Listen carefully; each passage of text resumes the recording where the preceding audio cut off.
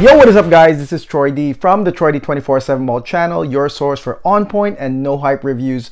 Welcome back everybody. It's been a month. Yes, it's been a whole month since I made any reviews, and that's because I'm a busy nurse. I'm an RN now. Well, it's been a year since I've been an RN, but it's been really busy, and most of my off nights I've been sleeping, relaxing, spending time with family, which is truly important with this kind of like line of work. And so today we are back with another review that you guys really picked for me. And that's what I really love about this channel, is the feedback from you guys. A lot of you guys give me direction as to where to go, what I should review in terms of the no hype stuff, what you guys are the most curious about. But also I would say that a lot of my reviewing is also based on my personal emotions about fragrances, and you can plan it all you want. You can say, hey, you know, I'm gonna do this review at a certain day, but honestly, if you're not feeling it, you're just not gonna do it. And so that's why you'll see I'll have a lot of these things that I'm trying, but I don't really review them, or it takes a while for me to review them because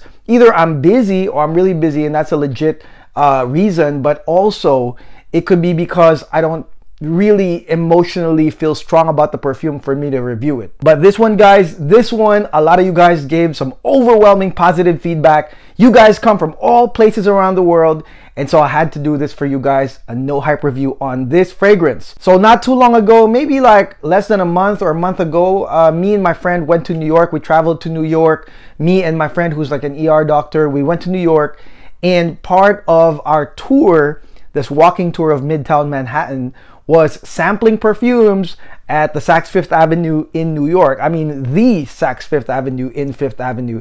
And the experience, I would say, is a must try if you are in New York, because they have a massive beauty floor, guys, or a beauty fragrance floor. It's massive. It's the size of the women's bag and shoes department, just to tell you how big that is. It's really big. And they have all the boutiques, all the fragrances. And I'll tell you, it's such a great experience. And one thing I got out of this experience, like trying out all these perfumes in person, looking at a sales agent and looking at the boutique, is that, man, the bottles really matter, okay, when it comes to the sales. All right, now for us who buy online, we buy samples. It's not a big deal, or especially if you just look at the photos. But in person, guys, I'm telling you, the bottles really matter. And I could tell just by staying there that the boutiques with the simpler bottles, like, nobody was gravitating towards those boutiques. I'm talking about Frederick Mall. I'm talking about Le Labo. Maybe some in Le Labo, but like Frederick Mall, Ex Nihilo, like the Killian boutique, the little part over there for Killian, there was nobody there. It was like crickets. But those ones with the more decorative bottles, we're talking about Serjoff, we're talking about Roja, we're talking about Bond Number 9. And this one right here, Penhaligons, man, those are the ones that, like, you would just gravitate towards it just because the boutique looks nicer, the bottles look fancier, and because it's free to try them is really, you know, an interesting thing. You would get drawn to these boutiques. So obviously Penhaligons is one of them. I went there, I tried almost all the fragrances there. Shout outs to the sales attendant. She was like a nice lady. She was really awesome. I loved her energy. After trying all those fragrances, the two main fragrances that really got me were Halfeti and Halfeti Leather. Okay, so I posted that on my community board, and I was like, yeah, I went back to those two, and I really thought that those were really noteworthy. Then there was a huge amount of people that were saying, well, there's also Halfeti Cedar. Okay, it's like the flanker of Halfeti that is a Middle East exclusive. And of course, I was like, damn it, well, there's no Halfeti Cedar here. Like, I really have to try it. So I got basically a ton of Halfeti right here, all the samples, the leather, Halfeti Cedar, Cairo, I got Terrible Teddy, and the Blazing Mr. Sam. I'll make reviews on all of them, guys. But yeah, so I got them and I tried them, and here is my feedback if it's really a fragrance that's really hype. And the fact that it is a Middle East exclusive, you know, that's the thing with exclusives, is that it also like hits your bias. You get biased towards the fragrance. And so I'm really glad that I only got samples, because that would definitely hit my bias, especially if I spend a lot of money on the fragrance. So this is a no hype review on Halfeti Cedar. Here we go. Let's spray it right now. Ooh, yeah. Ooh. Okay guys, so Halfeti Cedar, what is Halfeti? Okay, Halfeti is a city in Turkey. It's partially submerged, and this is part of the Trade Routes collection, very similar to the Silk Road collection that Ormond Jane had, and this is a tribute to that Silk Road or the trade routes going from Europe to the Middle East to Asia. And of course, this one is a Middle Eastern based perfume. And so obviously this is, you know, up my alley. I'm all about that stuff. So the thing about the opening, guys, with Halfeti Cedar is that it is very impactful. I'll tell you that, guys. The opening has the following notes. It has peach, it has rum, has cardamom, and saffron, guys. Okay, just by the list, you're like, oh man, this is definitely a good one. And for me, it was really impactful just because the main star of the show here on the opener is going to be your rum. Okay, boozy rum. And of course, I mean, I've tried and I've done reviews on a lot of rum based fragrances. So if you're into that, then I think you're gonna like this intro right here, because it's got rum as the main star of the show. And then at the same time, because it's a Middle Eastern based perfume, you are going to get saffron. Okay, now the saffron here, I'm gonna tell you this, is on a moderate or medium amount. It does not take over the fragrance, because when you do a lot of saffron, kind of like Cairo, it's like immediately like you smell it and you're like, oh, it's a Middle Eastern perfume. This one here is just the right amount of saffron to make you think that, but in the end, you're just gonna enjoy the fact that it's part of the whole deal. But rum added with your peach, your cardamom too, is such a great combination with the opener of this fragrance. When you have cardamom spice and you add it with a boozy rum, then you know it's gonna curve into the dark side, obviously. And so you have this wonderful like sweet spice with that peach. And the peach we've seen in some Middle Eastern fragrances, they have used this before. I will say this, the peach is a well blended peach. It does not break out of the fold. Once you smell it, it's gonna be rum with some sweet spice, basically. Definitely warming, definitely curved, definitely headed towards the darker, dark side, so to speak, of this fragrance. Now, what would this fragrance be without cedar? Obviously, Halfeti Cedar does have cedar, and cedar is one of the bridge notes that goes into the heart of this fragrance, guys, okay? And cedar here is lovely, but it's not uplifting, because I told you guys from the beginning, it's already a curve with the cardamom. It's already gonna head dark with your rum and your saffron just slightly being there, not really being uplifting in terms of the saffron spice, but you are gonna get cedar. And the cedar here is blended with your dried fruits. So the dried fruits, it does give you, again, just the right amount of Middle Eastern vibe, but it doesn't really take over the bridge part of this fragrance as well. I will repeat this, guys, that there's just the right amount of Middle Eastern touch in this fragrance, and dried fruits definitely just continues the trend from your peach into the bridge, into the cedar. Now in the mid notes, guys, the star of the show as it bridges is Immortelle. Okay, now Immortelle is like a hay-like, tobacco-like type of note, and it is really prevalent here in the heart. It goes right into Immortelle with cedar, slight sweetness from the dried fruits right there, and then you are going to get cinnamon. And now a lot of you guys, I know when you try cinnamon on other fragrances, it's like really prevalent. You can really smell sweet spice really coming up, but I would say that in this case, guys, Immortelle is the major player. Like when I sprayed this fragrance, guys, and it went to like the heart notes already, my wife was around me, maybe like 6-7 feet away, and she was like, is something burning? Is there like a burning, like, is it your perfume or is something burning? And I was like, yeah, it's my perfume. It's the Immortelle, the tobacco-like smell that is really emanating from me. And the cinnamon, guys, the cinnamon is kind of like the balancer. So like, a lot of you guys probably have smelled like the sauna smell when you have like either cedarwood or sandalwood with another note such as tobacco or maybe even like Immortelle. This one is, it's almost like a sauna smell because it's really woody, but then the cinnamon really balances this burnt smell with a little bit of sweetness, but not enough to make this a sweet mid, okay? So it's still going to be hay-like, tobacco-like, immortelle, really woody mid with a little bit of cinnamon just to balance it out. So I would say for a couple hours in the mid, you're gonna enjoy the dried fruits coming from the peach, and then it will wear off, and then it's gonna be immortelle with cedar with cinnamon. Now, before going into the dry down, guys, my impression when I tried this fragrance a few times, and I will say this, it's a similar impression I have with Halfeti Leather, Halfeti, and Cairo. Those are the ones that I've tried so far from the Trade Roots collection. I would say that these fragrances are like the perfect, safest Middle Eastern fragrances or Middle Eastern based fragrances that you'll ever try. It's like really, really safe. And the reason why I say this is because the notes that are supposed to be the ones that denote kind of like these Middle Eastern perfumes aren't really overtaking the other notes. I would say that the notes that just make this fragrance aren't Middle Eastern based. And like I told you guys, the saffron, it isn't too crazy. The dried fruits isn't too crazy. If those were muted, you could just like really like count this as just a normal awesome perfume, not really Middle Eastern, but they had to add it in there. It's really, really safe. Like, I think that people that will smell you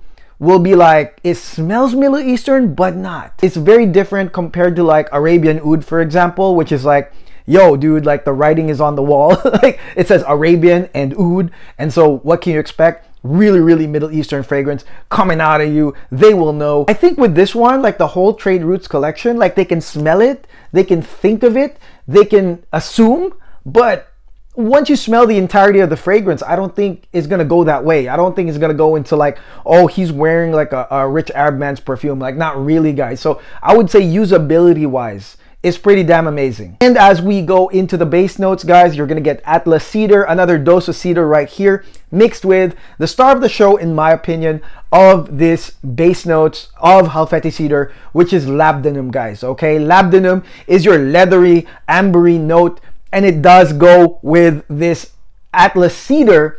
And again, because you have a big dose of labdanum, it's actually headed dark. It's definitely fade to black. It's almost like a mahogany, a dark mahogany wood type of smell heading into the dry down. And I was really curious as to how the dry down would go, because I felt like the opening was really great and the mid was really great.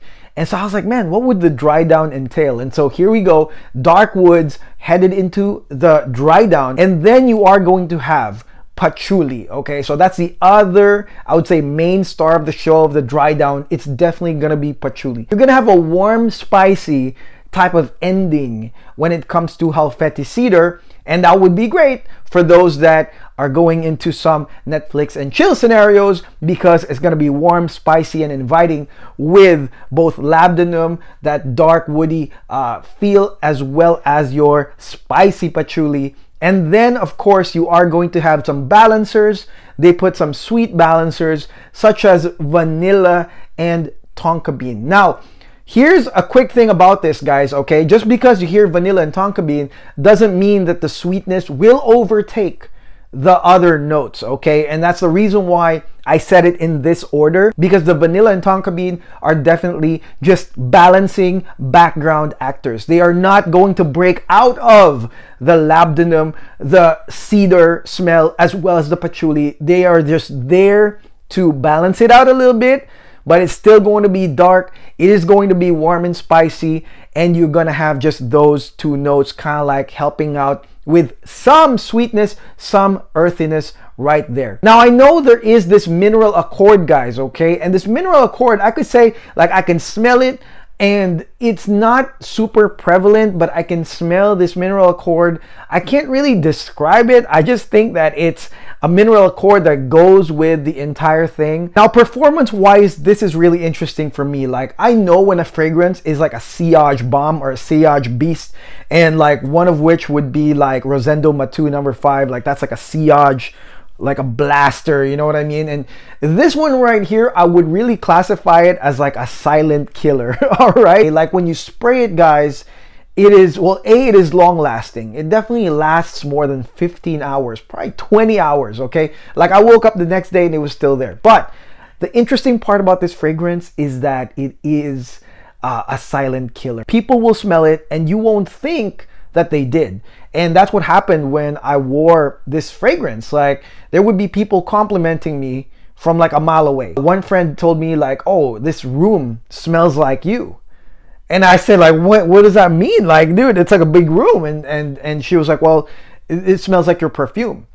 And that's what I noticed. And even my wife, remember when she said like, oh, is something burning? She wasn't near me at all. So this tells me that there is kind of like an aroma that emanates out of me with this fragrance that maybe I can't really put a finger on how strong it really is, but definitely people will notice you. And of course, this fragrance also has that draw-in quality with that rum. It has the warm, spicy facets as well, some sweetness to balance it out. So definitely it's a draw-in as well. But like I said, I was surprised at how it really affected people around me. Like, a lot of people actually smelled it, complimented me on this fragrance specifically. But the highlight for me with Halfeti Cedar, considering the performance as well, is that this is a fragrance that seems really controlled.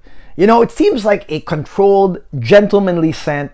And it's not like a lot of those Arabian oud fragrances where it's like, here I am, like really blasting, blaring out of you. I got this rich Arab smell, whatever. This one right here is not. And I think that it's because of just the Penhaligons brand, which is British, and they make perfumes for like the royal family. They've done it for, you know, a lot of these important British like people. And so I would say that if you are a brand that makes fragrances for the royal family or British, you know, heads of state, whatever, I think that restraint is important. That you make a perfume that has an effect, but then also isn't desperate. It's not desperate for attention. It isn't seeking anything other than here I am. And that's what I like about this fragrance right here. It has that Penhaligons gentlemanly, British gentlemanly brand where it's kind of still controlled and even despite again the seemingly powerful effect of this fragrance, it seems really controlled, and that's really my style. Also, as I've said, it's not fully Middle Eastern. It just has a touch of Middle Eastern, and that reminds me of one of my favorite fragrances. My favorite Boudicca, as of now, I haven't tried Orica, guys, is Carbon Sapphire. So Carbon Sapphire is my favorite Boudicca as of now. Why? Because it has that mix. It has that mix of Middle Eastern, Arabian with the oud, but it is also quite modern and gentlemanly and controlled, and that's why I like Carbon Sapphire. I would say Halfeti Cedar is on the same kind of usage sphere for me, and it also has the right amount of machismo in it. It is not a fragrance that is